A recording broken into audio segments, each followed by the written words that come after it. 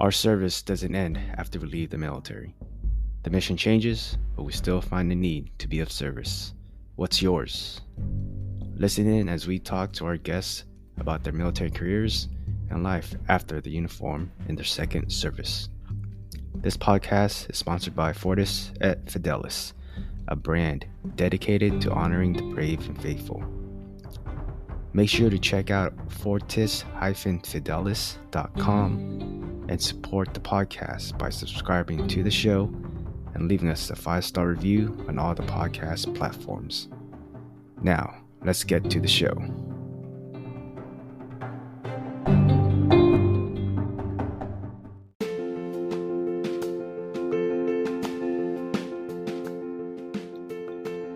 What's going on, everyone? Raiden here, and we just want to let you all know that for the second year in a row, the Brave and Faithful podcast has been nominated by the Veteran Podcast Awards as one of the top best overall podcasts, the best Navy hosted podcast.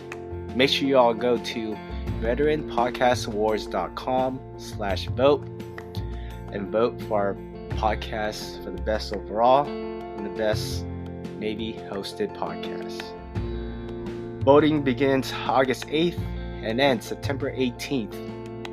So again, head over to veteranpodcastawards.com/vote and vote for the Brave and Faithful podcast for the best overall and the best Navy hosted podcast. Thank you all for your support. Hello. Hey, Alex, can you hear me? Hey. Yep. Can you hear me? Yep. You're loud and clear. Perfect. How do you pronounce? No worries. How do you pronounce your last? Is it Jarbo? It's Jarbo. It's a hard J. Yeah. Jarbo. Okay. Yep. Jarbo. Well, man, I appreciate you for taking the time and rescheduling here, man. Oh, you're good, man. Thanks for having me on. Yeah, no worries. Just from the, like I said in the email, usually, audio recording takes, we do about 30-45 minutes, depending on, on the episodes. We cover, military background in the beginning, kind of talk about that in the beginning, and then kind of just go over what you're doing now and you're, outside the uniform. So, so you're a developer and manager for short-term rentals? Yeah, exactly. Okay. And then I'm also, I don't know if you guys follow Bigger Pockets, but I'm a writer for them as well on their short-term rental content. Yeah, I was reading, you're going to be writing a book on STR? Or? Yeah, that's going to happen next year. So I've already put together the course. The course will become the book once the course is fine-tuned. Nice. I'm launching that September 15th. So if it's fine with you, I'll be talking about that towards the end as well. Oh yeah, most definitely.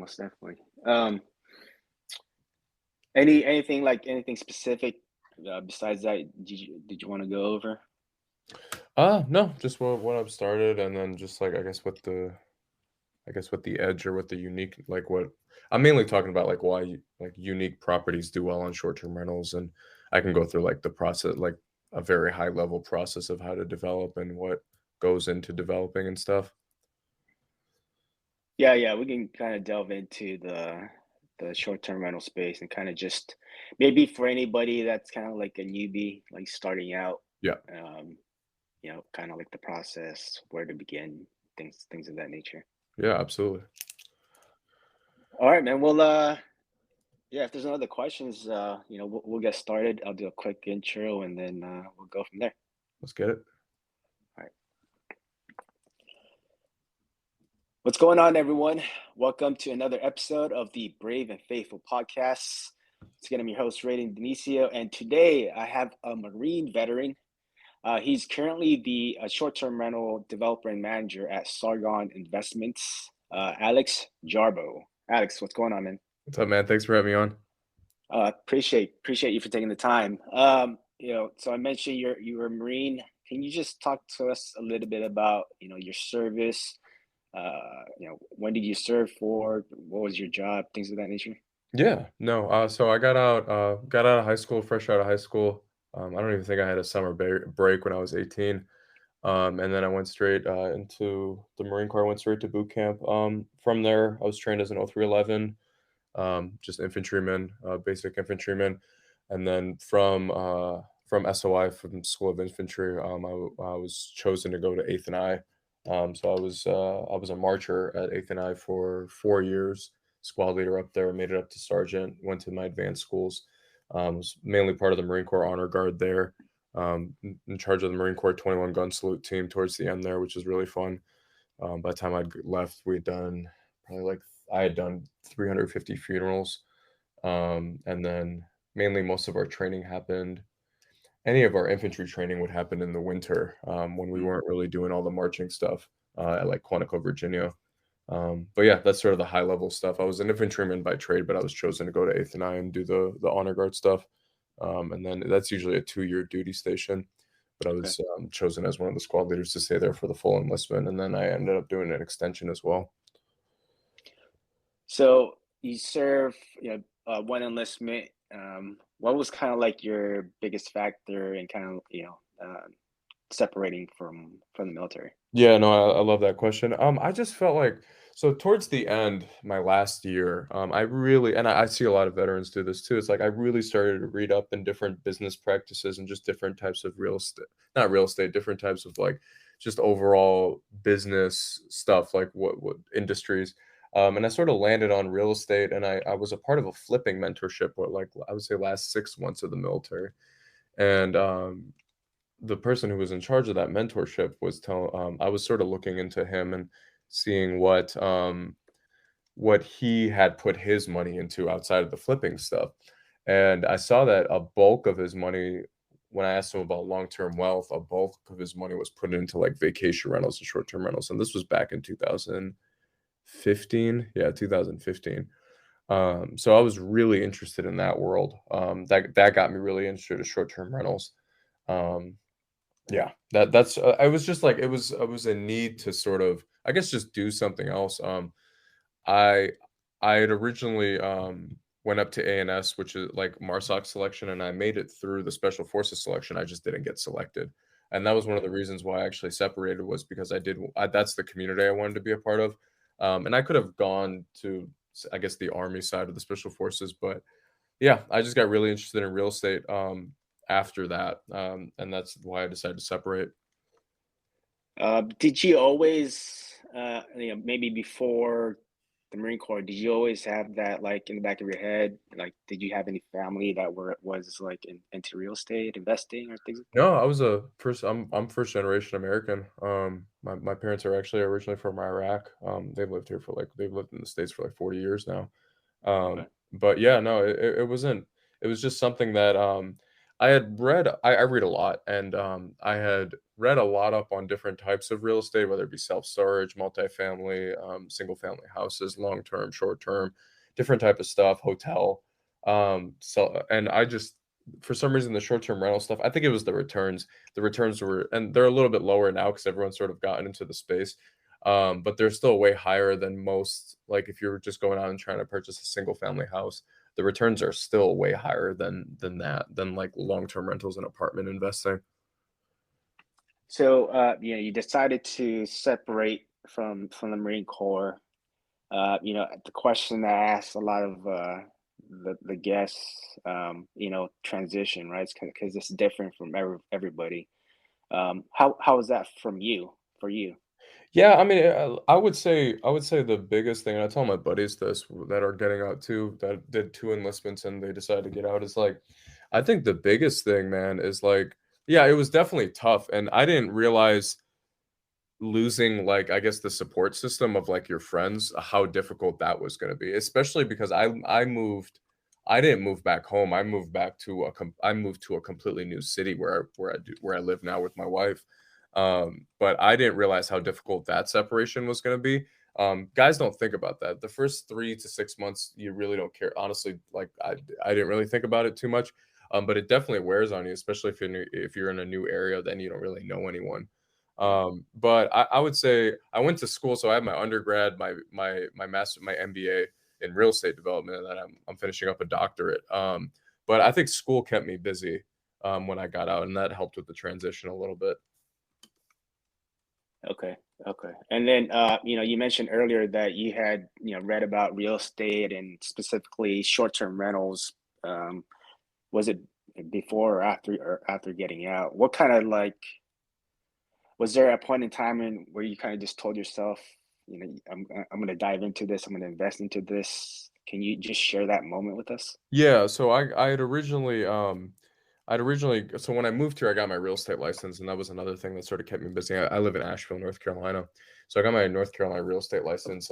And what drew me to short-term rentals, outside of me already moving here, and I knew I wanted to get into short-term rentals, was I was helping people purchase and sell short-term rentals, and I just wanted to be a part of it. So I guess that was the biggest thing, was I was helping so many clients purchase, not so many, but I was helping clients purchase and sell short-term rentals. And I was like, I wanted to be able to do that myself, obviously, because I moved to the city for that. But when anytime I would like look at like real estate prices, whether it be like anytime I looked at a property, it was either way too expensive for my budget at the time, or it just wouldn't do well as a short-term rental. Okay. And that's honestly why I got into the development of the short-term rentals, like building them like from scratch. And when you got into, getting your real estate license, helping others purchase their own short-term rentals or STRs, um, can you describe any specific moments and times where you kind of like there was obstacles that you kind of faced, and how did you get past those difficult moments? Yeah, the biggest thing was just understanding the financing piece of short-term rentals, and I just leaned on very I leaned very heavily. So when I started building, I leaned very heavily on my GC that I had hired, but also just people. Same thing in the military. Like I mean, if you don't do it, like I recommend leaning on the people in your unit to help you with whatever you're trying to accomplish, like making sure they've accomplished it too. So it's the same thing there. I was leaning on real estate agents in my office that had like more experience in short-term rentals than me, and that sort of helped me sort of navigate that piece, especially on the financing and construction side. Between my GC and some of the real estate agents that helped me initially, that was very helpful. Um, and then you said you got out in 2015. Is that No, right? 2017, 2015 20. is when I started to look at into real estate. Yeah, I got into Okay, so yeah 2017. early 17. And then did you start your real estate investing around the same year? Did Yeah, no, it it take? was almost immediately. I would Okay. say I was an agent for about took me about a month or 2 to get my license. So we're looking at probably in the middle of 2017 is when I purchased my first piece of land and really started developing. So the mid 17 to now, and we've practically tripled our business every year ever since then. And during that time, about 5 years now, what would you say has kind of been like, most rewarding experience or moment you had? Yeah, we build these very unique properties, man, and they can sleep anywhere between, depending on which property you're looking at, anywhere between 4 to 15 people. Like our largest one can sleep 14 people, and just the most rewarding thing has just been some of the memories that we've created at these properties, like just like weddings and like family get-togethers, and sometimes like we have I remember specifically a gentleman that was like, him and his wife used to come to the city, all the time, like, for, like, I think it was, like, 40, 50 years is when they were coming to the city every single year, and it was, like, the first year that, like, his wife had passed, so that was, like, the first year that he was coming to the city that it Mm. without his wife, and they decided to, like, he decided to stay at our property. So that's what stuff like that, it's been really rewarding, and then on the personal side, I mean, just accomplishing everything that my wife and I had set for ourselves just, like, on financially. I mean, we just purchased a beautiful house, and like we're essentially debt free. And I mean, we're not slowing down on any piece. So on the personal side, it's just been accomplishing all of our financial goals we set for ourselves, and then on the professional side, it's just been seeing some of the experiences that we've created with our guests that have stayed with us. Yeah, I think that's important, right? Like in any, when you have clients, it's like you create those moments, and they come back and try to, have more of those good Yeah, I moments. mean, it's just and it builds on itself, so it's like Yeah. it probably takes the first maybe 2 or 3 years of you owning the property or your business for, like, guests to come back. Some guests will come back every year, but like once you start building out that business, it's really rewarding. Outside of the little issues that you have, like with like short-term rentals and hosting, I mean, those are pale in comparison to some of the cool things. Like just, I live in a vacation rental city, so it's just like a lot of people do travel here, and it's just cool to see those experiences that are created at the properties. So, so Alex, what's kind of like next for you guys? I read somewhere you all are building cabins. Yeah, Can you just describe maybe some of the 650 cabins in the yeah, next 3 years, right? yeah. Can you kind of describe to us maybe like some future plans and things that you guys have upcoming? Yeah, so I realized the best use of my time, man, is to, so I mean, one turned, let me back up 5 years, 5, 6 years, like one turned into two, two turned into four, four turned into eight, and then like this year we're developing. Right now we're working on 24. But on top of that, we're also like, I like to purchase property. I like to purchase on top of building as well, but purchasing properties where I can build more properties on the land. But I usually realize the best use of my time there for, I have capital partners that I work with and all this fun stuff. So it's like, for me, the best use of my time, there was no difference between looking at a 1 acre piece of property and building 2 cabins on it, or looking at a 50-acre parcel and building 30 cabins on it. So that's where we are, is like we're building these like micro resorts of anywhere between 6 to 30 cabins at the same time. And they're themed in some way, whether it be A-frames, whether it be tree houses, whether it be log cabins, whether it be like modern contemporary houses, barn Yeah, style houses, tiny houses, all these different things. Each community has its own like theme. So that's where I'm at. Is like developing these anywhere between, I'd say, $3 to $15 million micro resort communities, and then we rent them out. So like I don't flip them. My partners are in it with me for 10 years, so we hold on to the project for 10 years, 6 to 10 years, depending on what the market looks like. yeah, definitely. From what you're describing, definitely unique properties that you guys are going after.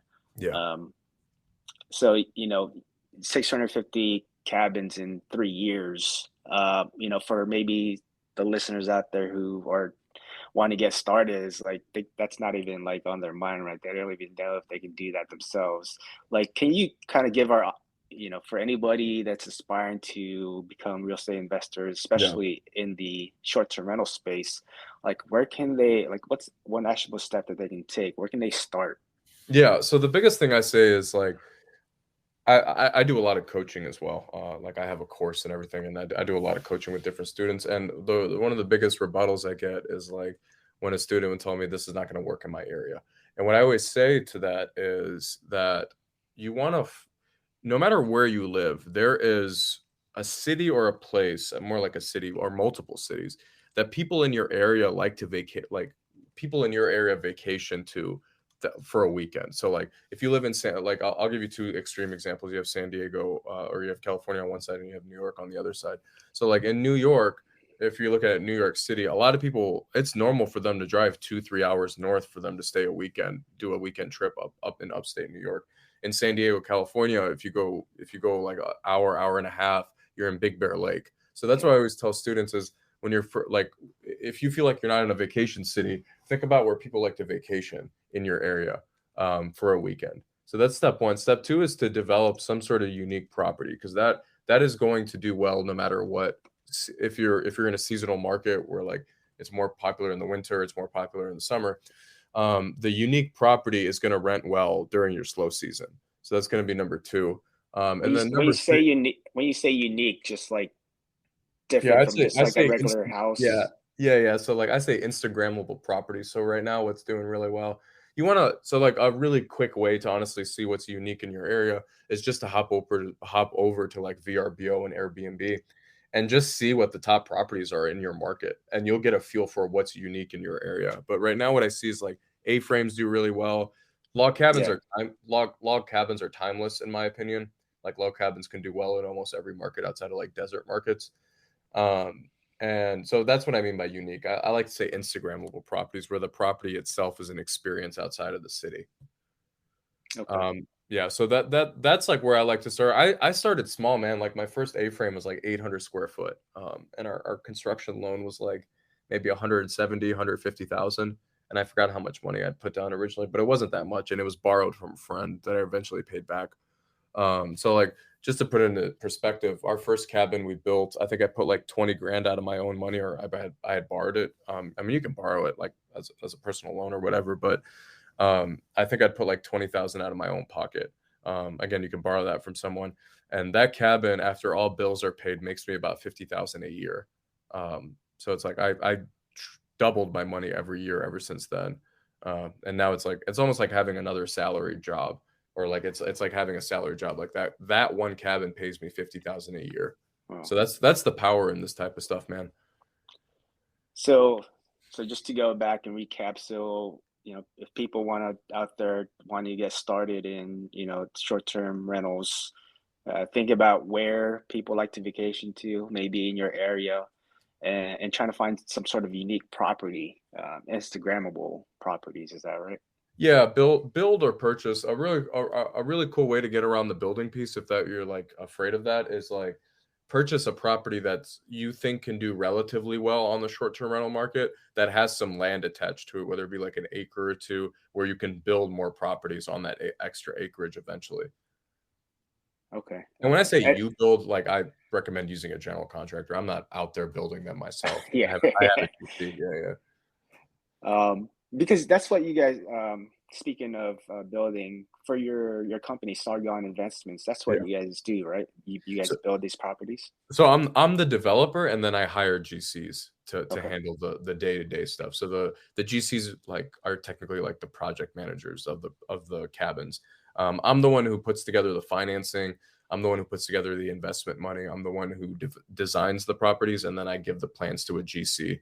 And I also find the land too. Like I go out with my agent, or I'm licensed, but I have my own real estate agent as well, because she's better at finding these types of deals than me. Um, and so I find the money, or I find the land, I put together the deal, and then my GC takes care of the rest. Okay. And then you guys either keep the property, or do you guys sell some of the properties? Yeah, we How's that? keep all of them, if we can. Well, I've yet to sell a property. They make too much money. It makes more sense to hold on to them, and benefit from some of the tax savings as well, some of the tax appreciation, all that fun stuff. But they cash flow very well, to a point where you don't really need to. If the investor needs their capital back, we can refinance them out of the deal.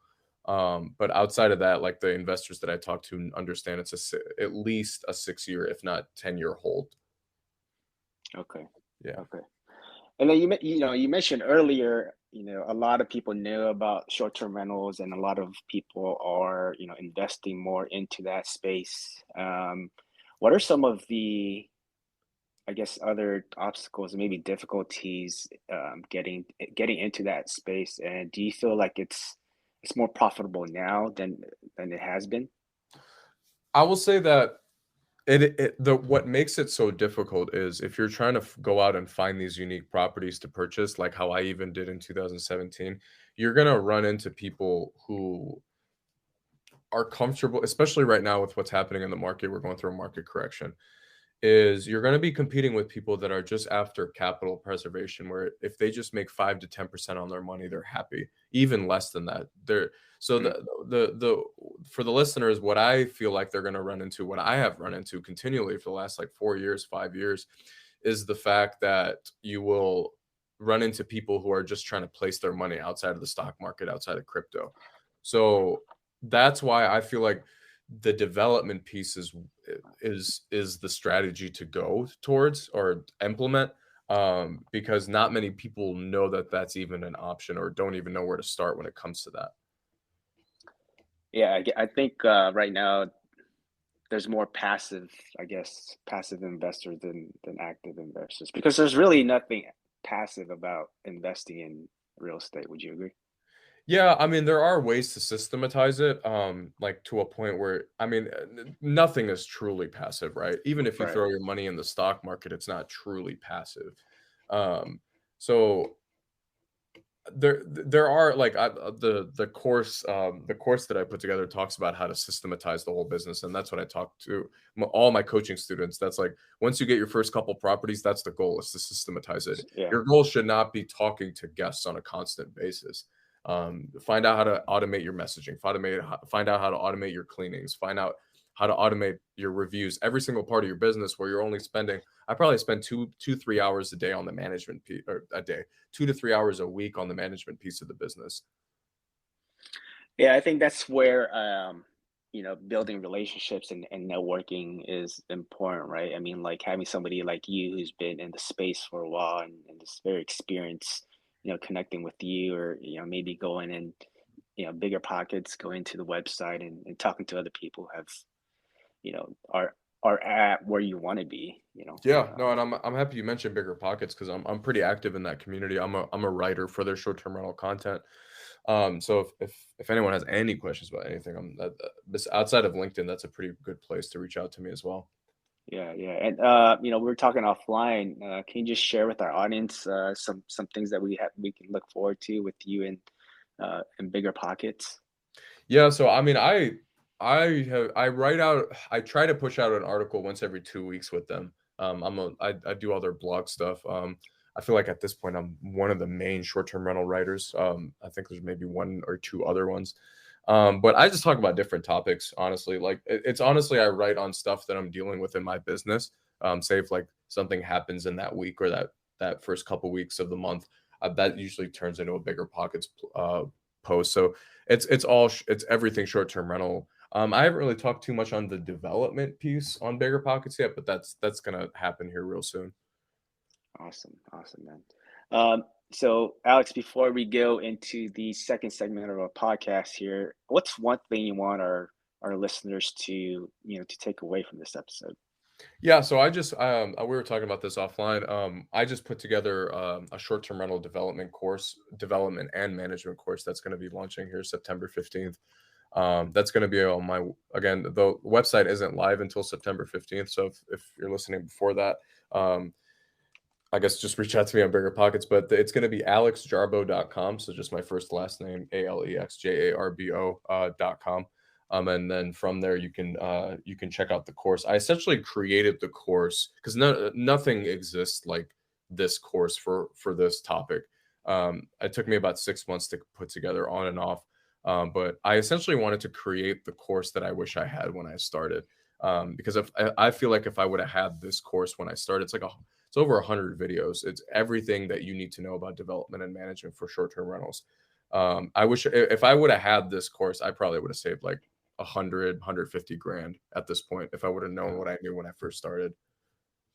Awesome. So, for those interested, just make sure you guys check that out. His Alex's short-term rental course, alexjarbo.com. Yep. All right, so Alex, going into the second segment of our podcast here. So this is what I call the Fast Five. These are the Yep. same five questions I ask all my guests. So first question here: what's one hobby you enjoy? Yeah, I was a magician. I've been a magician for 20 years. It's been a really cool networking tool. So I do that. That keeps me fresh and like creative as well. Which sounds really weird, but I got into it when I was a kid, like 7, 8 years old, and it stuck with me even through the Marine Corps. I bet you were kind of like everybody was gathered around you. You were kind of like Yeah, no, for sure. Officers and everything, man. yeah. It was pretty funny, and I continue with it to this day when I'm at real estate events, real estate networking events. I keep stuff on me, cards, coins, all that fun stuff. Also, just reading you about you're a Guinness World Record holder. Yeah, I guess that's a fun fact about me. Yeah. Yeah. Can you explain to us about that? Yeah, it goes back to the magic stuff. I think it's for everyone for anyone who wants to beat it. It's for the farthest distance to roll a coin, and I forgot what it was, but I wanted something. I wanted to like growing up. We always went through the Guinness World Record books and stuff. Yeah. And I wanted a Guinness World Record that was either tied to coins or cards, like in regards to magic, and that was just something that I found that I did. I'm looking at it That's right now. I forgot when I did it. 2017, 18. I think 2018. Wow, that's awesome, man. Yeah. Have your name on there. Yeah, no, I have this. I have the little thing on it, or I have the cert and everything. It's Sir, called yeah. frame. Yeah. All right, so second question. If you had to choose one person to hang out with for one day, who would it be and why? Oh, that's a good question. It's funny because a lot of those names I've already hung out with in the last couple of years. It's mainly in the real estate world. Man, that is a good question. Let me look at. Do they have to be alive? They could be dead, alive. I would love to have hung out with John D. Rockefeller. John D. Rockefeller. Yeah. Mostly, yeah, definitely. That would have been. What's one question you'd ask him? How do I don't know because I've read his bio, so I guess I've had like a sneak peek into his mind. So he gave away most of his wealth at the Yeah, end of his yeah. life, and he didn't really explain. So like our modern university system is built on so the United States modern university system is built on most of his contributions and foundation and stuff and blah blah blah. I would ask him on what because they didn't really explain it in his book as like what the benefit to giving away all of his wealth was to universities. What was the benefit of giving his wealth? Yeah, yeah. Because he gave away like by the time he passed away. I mean, I'm sure his family was taken care of, but he gave away most of his wealth by the time he passed. Okay. Um, Next question here, Alex. Recommend a book for our audience to read. Yeah, The One Thing by Gary Keller and Jay Papasan. The one thing. It's very short, but it's one of the most impactful books I've read. All right. Next question. What's your favorite quote and why? Yeah, a person's success in life can usually be measured by the number of uncomfortable conversations he or she is willing to have. Is that like your own personal or No, do you I think learn? it's a Tim Ferriss quote. But I've always been an introvert in some aspects, and that's always helped me because that's true. Like a lot of times, like the uncomfortable conversation that you don't want to have is the one that you're supposed to be having, especially like when it comes to deals and stuff. Yeah, and I think a lot of people like they avoid that because they don't want to feel like they don't know what they're talking Yeah, they don't want to about, be and belittled or they feel yeah, like they're not enough or something or they don't know enough. No, you gotta yeah, you gotta that's your comfort zone. yeah. You need to get past that. Yeah, for sure. I think that's where you learn. That's where you learn the Yeah, most. So you learn by messing up too. So it's like don't definitely, let that scare you. yeah, yeah, definitely. All right. So where do you see yourself in 5 years or even 10 years from Yeah, I don't look beyond 5 to be honest, because so much stuff has changed just in the where I am now is not where I thought I was going to be at in a really good way. Well, 5 years ago. In 5 years, I want to get into I'm already doing it now, but I want to get into boutique hotel resort development and purchasing. We've already tried to purchase a couple of hotels, but the numbers just didn't make sense. So the next 5 years, I still want to be doing the micro resort cabin communities, but on top of that, I want to do like micro resort development in like metro cities and stuff. So again, same idea, unique properties where they're themed in a certain way. It's just in the metro cities where you can have like 50 to 100 units, all as a hotel. now? Nice, nice. Yeah, Anywhere specific in mind or? yeah. It's definitely where I currently live, Asheville, North Carolina. I want to do one, but I grew up in Detroit, Michigan, and I want to do something there eventually. But yeah, Yeah, I feel like that's a city right there that could use something like that. for sure. Um, all right, Alex, man, again, I appreciate you for for taking the time here, sharing a little bit about your story, and teaching our audience here about short-term rentals and how they can get started. One final thing, where can they follow you? Where can they support you at? Yeah, so if you guys want to again alexjarbo.com, that's like where all my content is at too. So if you guys want to watch any of my previous interviews, that's my personal channel. And you guys will see like a little orange button if you guys want to sign up for the course. Yeah, I mean again like that if I wish I had that course even if even if you don't end up developing your own property, that you'll learn so much on the management side of short-term rentals. So that would be where I would push everyone. Is just my personal website is alexjarbo.com. All right, everyone. You guys heard it. AlexJarbo.com. Make sure you check out, follow, connect with Alex. Ask him the questions because he's been there, he's done that, and you can always learn from those who are doing it right now. Um, Alex, again, I appreciate you for your time, man, and I'll talk to you soon, brother. Awesome, appreciate you, brother. All right, take care. All right, sweet. Sweet. I wanted to ask too, man. So I'm doing doing 30 podcasts in the next like 3 weeks here. Um, Okay. and what I've been doing is that course that's launching September 15th. So I don't know when this episode's going to push out. So it's that's 15th. I can push this out this week. Usually every tomorrow, so every Tuesday I launch episode. So Yeah, if you that could, way. yeah. So what I would do is, would it be possible to push it out like after the 15th? So I'm kind of actually just taking a break before You're good. or Yeah, no, you're good. So after that. if so, what I've been doing is once the podcast episode gets pushed out, I'm waiting like a week, and then after that, what I'm doing, and I have the biggest names in short-term rentals and real estate sort of pushing out this course for me. A week. I don't know if you have an email list, but I've been pushing the course out to everyone's podcast that I've been doing. A week after the episode publishes, I push out the course to their email list where I'm Okay. offering the course. I'm selling the course for $1,000. So I'm offering a 50% commission, and you don't do any work. Like the email's already created. You just push it out to your list. Okay. If I don't know if you have an email list or anything, but Yeah, I do. Yeah, I can push it out. If yeah, you sweet. you have like a Yeah, template. I'm putting together the affiliate area right now. But it's essentially literally just going to be one email. You push it out, and then it's you would get $500 for anyone who signs up. It's like Okay. I have Brian. I don't know if you know Brian Page and all these different people in the short term rental space. I mean, they're going to make probably like 50 to 100 grand each just by pushing it out. But yeah, that I'm offering that to anyone after a week after the episode publishes. Okay. Awesome, Yeah. man. Yeah, let me know if you want to. I don't know if you want to do other podcasts or anything like that, just to promote your stuff. But I can Yeah, connect no, you I'd be with down, man. How, if you don't mind me asking, man, just because I mean, your podcast is pretty popular.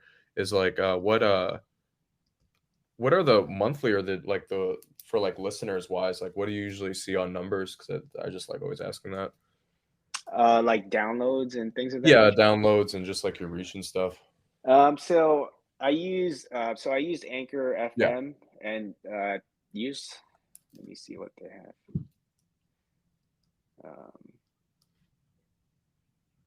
I guess this depends on the episodes. yeah, Monthly, anywhere. It's really anywhere from 5 to 1,000. Kind of like they don't 500 to say. 1,000.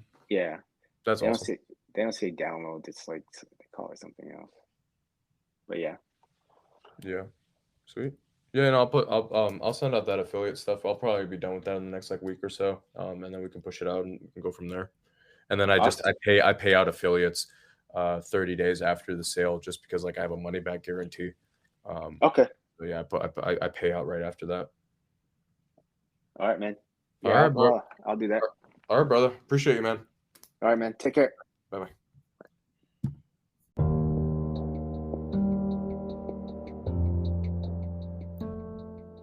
Want to support an active duty owned brand? Head over to fortis-fidelis.com. Again, that's fortis-fidelis.com, and help us in honoring the brave and faithful service of our nation's defenders. All proceeds will help us create and provide memorial coins to the families of our fallen service members. Again, that's fortis-fidelis.com, and help Fortis et Fidelis in honoring the brave and faithful.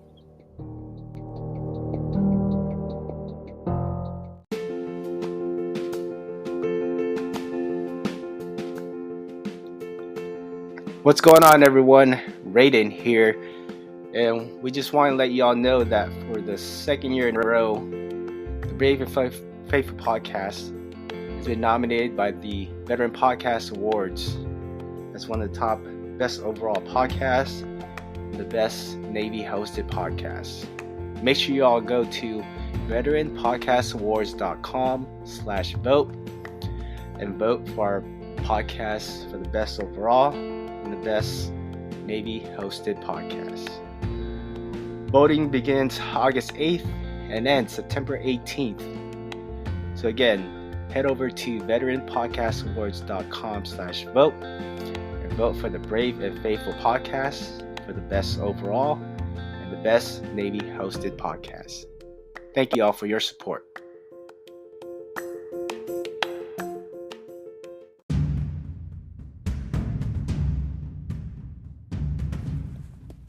Hey everyone, Raiden here. I just want to thank you for listening to our podcast. And make sure you guys go check out our website, fortis-fidelis.com. Again, that's fortis-fidelis.com, and learn how you can help us support in providing these memorial coins to the families of the fallen.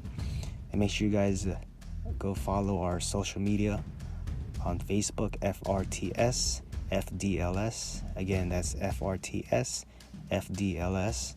And on Instagram and Twitter at FRTS_FDLS. Again, that's FRTS_FDLS. And make sure you guys go subscribe, review, and leave a comment on our podcast on all the podcast platforms.